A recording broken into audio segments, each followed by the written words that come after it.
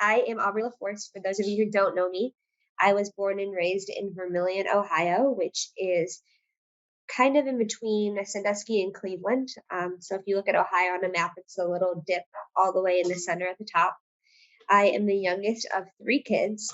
I have an older sister and an older brother, and very close and tight knit family. I grew up in a small town. I'm a firm believer that it takes a village to raise a kid, and I definitely was surrounded by a great village in my small town of Vermillion, Ohio. I always had a heart for rural medicine. My mom's side of the family, they all lived in Alliance, Ohio, on a 350-acre dairy farm. She was one of six. She was the only one to go to college out of those six. And my grandma and grandpa, they passed away earlier than they should have. They just had like all of the health things, chronic diseases, diabetes, heart disease. They both had strokes. So I had a heart for rural medicine because I knew how hard it was for them to access care. But I also knew that my passion in the long run would be to go back to a small town. I love the idea of a small town doc that is family medicine doc, is on the sidelines of the football game on Friday nights, sees everybody, sees generations after generations. We'll see a baby and then their grandma later that day. So what got me started into medicine in general is that I was in seventh grade, and my cousin Blake was diagnosed with acute lymphoblastic leukemia, ALL, and he was 16. And he was like a stud athlete, straight A student, follower of Christ, just the best human as a 16-year-old boy. And he got diagnosed with ALL. He had a bone marrow transplant when he was 17, and then he passed away when he was 18. He actually got toxoplasmosis. We don't think that anybody gets that when we learned about it in medical school. But my cousin Blake got that. And that's what he died from. It took over his brain and his whole body. And so my family and I spent a lot of time down in Cincinnati Children's Hospital, and I really got to see firsthand what it was like for doctors to touch our lives as much as they touched his, and to touch the family members. And they really changed our world, and the whole thing rocked our world, but it brought my family closer to God, and it allowed us to like trust others, I guess, a little bit more with the doctors, even though the outcome wasn't what we wanted. But we all grew closer through that. And then 3 years later, I was in high school, and my varsity basketball coach's son, Ethan, he was 3 years old, and I babysat for them. I went on their family vacations. I was over there at least like once a week babysitting, and he got diagnosed with ALL, the same exact thing that my cousin had. And so that was the first time that I had ever been in the shoes of kind of being a doctor, because it was my chance to use what I learned with my cousin Blake to help the Kelly family and help my coach and help that poor little boy who was 3. I went to the doctor's appointments with them. So although I didn't have the medical knowledge and I was only in high school, I was able to show the compassion and the love and the support from a medical background because I had just been in the hospital with my cousin going through the same thing. But good news, this is a better outcome. He is great. I think he just got his driver's license. So he is thriving as a teenage boy and his like awkward braces and everything. But that's the reason why I went into medicine, because that was the moment that I knew, oh my goodness, I want to do this for the rest of my life. So I played sports all through high school. I played 4 high school sports: soccer, basketball, softball, and track. I played basketball in college for 2 years. I went to Case Western for a year, and then I transferred to Mount Union. I love athletics and everything that's involved with that, the competition and just the whole environment. All my family played sports too. My brother played football at Mount, sister played basketball in college, and my dad played football in college, and my mom played tennis, and she cheered. So definitely big sports loving family. And I'll come back to that, to the reason I bring that up and why it's important for me. So I went to Neomed, and that is when I met my probably two biggest mentors, Dr. Janice Spalding and Mike Appleman. So they were starting the rural pathway there. And it was for students who wanted to go, that were either from like small towns or rural areas, or that wanted to go back to practice there. And so to me, I was like, oh, absolutely. I want to go back and practice in my small town. And I have a heart for rural medicine because my grandparents. I met them and it was like we hit it off right away. I knew exactly that was exactly where I was supposed to be. And they were just the greatest humans and took me under their wing immediately. Dr. Spalding's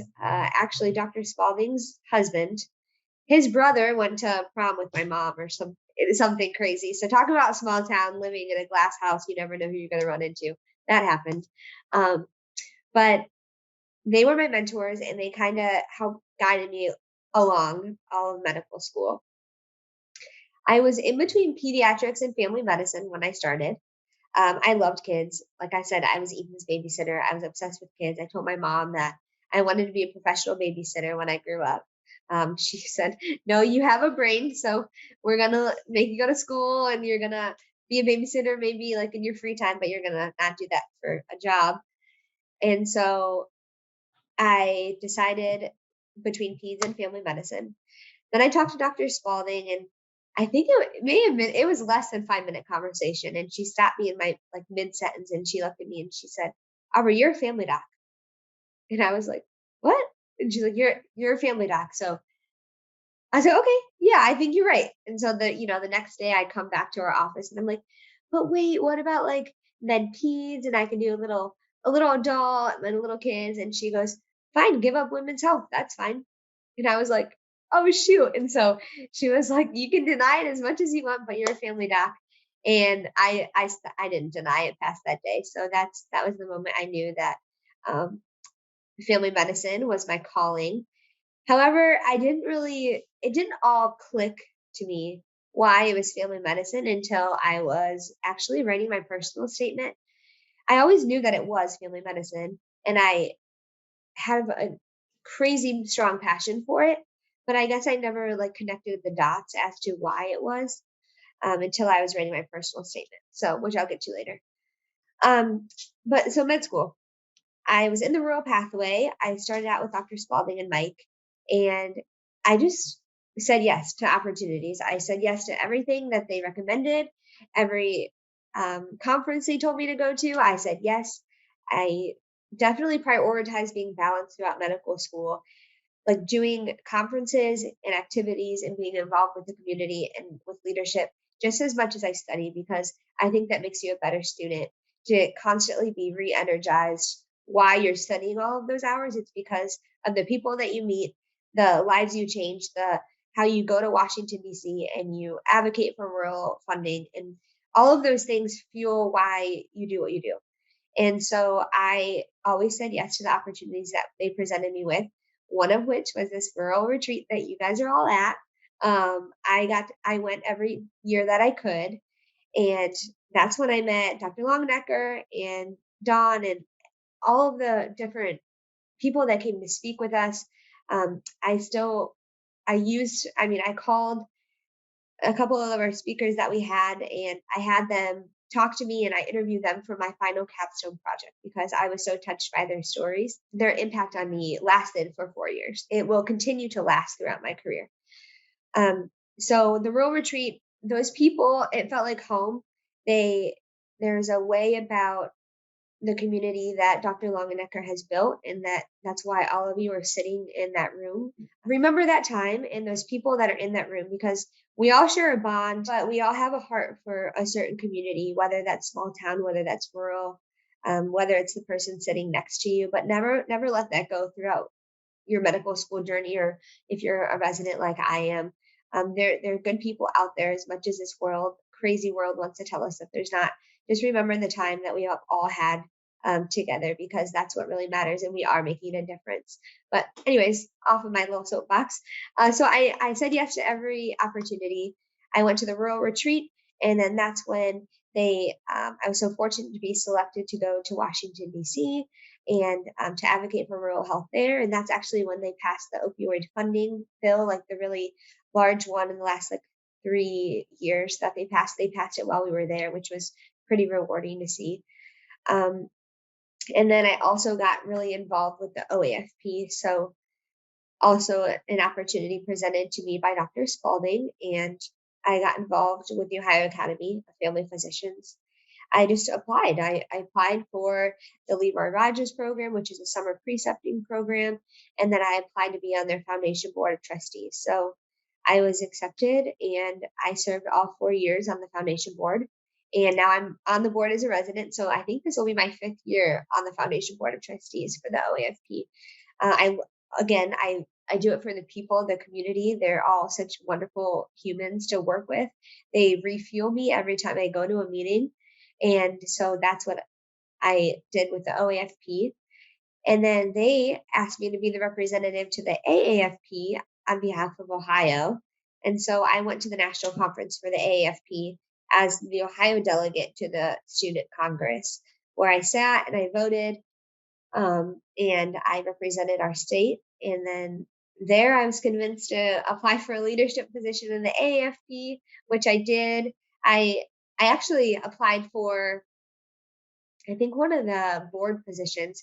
I had to stand up in front of the whole Congress of delegates in Kansas City and give a speech and my testimony and all of this stuff, which I was terrified to do. And I actually lost. I lost. It was like a tie, and they had to revote like 4 times, but I ended up losing, and which was the best thing probably that I lost, because I got an even better position because somebody heard me give my testimony. So they came up and they asked me to be the AAFP's. So follow this. It's a lot of acronyms. So the AAFP's representative to the AMA medical student section. So I said yes, and I represented all of the AAFP at the AMA. And so I was the one, or it was Morgan and I, we were the 2 students all across the whole country representing the AAFP to the AMA. And then I got to stand amongst all of the physicians in the AMA that were at the AMA Congress of Delegates. So I was the only medical student, one of the only medical students in the room of like 500 people all standing for the national anthem. And I think that may have been one of my most memorable moments in medical school, because I realized, like, holy crap, I did it. Like, I'm standing here. I'm a decision maker in this massively large body of the nation's leaders in medicine. And it's all because I kept saying yes. And the people from NeoMed that have listened to me talk before, with the different family medicine interest group events, I will preach this as long as I live. Always say yes to opportunities. You never know where they're going to lead you, and you have no idea who you're talking to and what the next person may lead you to the next opportunity. And for one example, Dr. Cullen, he was the president of the AFP, which I didn't know when I was sitting next to him, by the way. And we were talking, and I showed up. I was present. I said yes. I listened.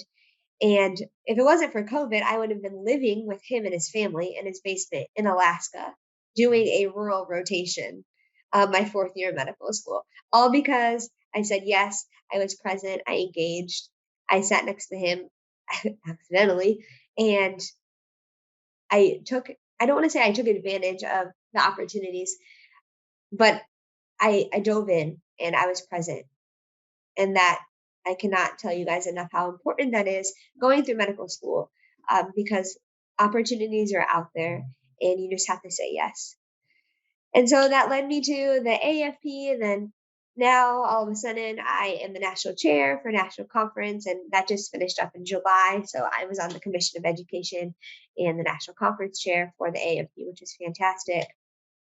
At NeoMed, I was on the NeoMed board of trustees, because I love NeoMed. I love that school so much.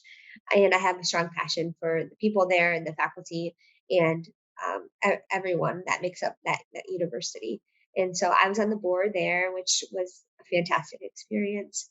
I feel like I'm doing a lot of I's, and I don't mean to sound, conceited and bragging about all of the leadership positions I have, but I think it's important to relate it back to the topic of, the places you'll go. And will you go far? Will you stay close? In my life, I have been fortunate to travel with my sister a lot with her job, her and her husband. And so I've seen almost every big city in this country. I have been to big cities. I've been overseas. I have seen what the amazing things this country has to offer. And I'm really glad that I've been able to travel because I think it helps me, it allows me to further understand what makes people the way they are. Where are they from? What's their culture like? All of those things. But I also realize that I am very much a homebody and I am very close to my family and I love the state of Ohio. I'm a Ohio girl through and through, and that's probably never going to change. And I'm content with that because I have gone places. I don't think I could say the same thing if I didn't have all of these leadership positions because they've allowed me to travel. I went to the AMA in San Francisco. I was in Kansas City. I went to Washington, D.C. All of these different things. Because I said yes and engaged in these leadership roles, I was allowed to travel the better part of our country and made me realize even more that I want to take what I learned in those parts of the country from those people that I met and bring them back to my little small town, bring them back to Ohio. And that is what I try and balance my life with being a homebody and staying home and changing my community that raised me, but going out and experiencing things and meeting people to bring those experiences back. So I'm glad that Dr. Long and Dr. had said at the beginning of this little session that, will you stay or will you go? I think you should do both. I think you should go. And if you need to go and stay there for as long as you need to, that's great. But if you want to go and explore and learn different cultures and seek opportunities with those people and then bring them back to your small town or your rural area, I think that's the best of both worlds. And that's kind of what I plan to do in my leadership roles. I want to go far. Actually, the reason I'm in Seattle is because I was supposed to go to Hawaii. I was supposed to be the sports doc at the Ironman Sports Championships in Hawaii. It got canceled because of COVID, of course, and then my flight connected through Seattle. So I came out here for a vacation instead. But that's just another example. I sought out that opportunity to go to Hawaii, to go to the Sports Med Conference, because who knows if I'm ever going to get that chance again. And I wanted to learn what I could there and bring it back to Ohio and bring it back to my football sidelines on Friday night when I see a sports injury, or I live on a lake and what if there's a drowning or something like that? I'm equipped because I went to that conference. So that is kind of the tidbit of my leadership roles and what I plan to do in the future. I want to explore, but I also want to stay. I want to stay because I'm super close with my family and passionate about my state and my community. And I think it's a little slice of heaven. Back to my comment about why I did family medicine. So I was writing my personal statement and I realized that family medicine is a whole lot like playing the game of basketball. I was a point guard my whole life. I'm only 5'1" on a good day. So I've been the point guard since I could walk. And, I had to coordinate all of the positions. I had to talk to the coach and then he told me to play. And then I had to talk to my team. I had to coordinate the post player, the shooting guard, the forward. I had to coordinate the whole play, but I was the home base. And that's what family medicine is. They have to coordinate all the specialists. They have to, refer. They have to communicate the specialist to the patient back to the specialist, and everything in between. And so that I think is really, really why family medicine was the perfect fit for me because it's very much like being a point guard on a basketball court. And so I'm excited kind of to transition from being, an athlete, a point guard my whole life to being a health coach through undergrad and into medical school. And now to being my patient's point guard. So that's kind of my story.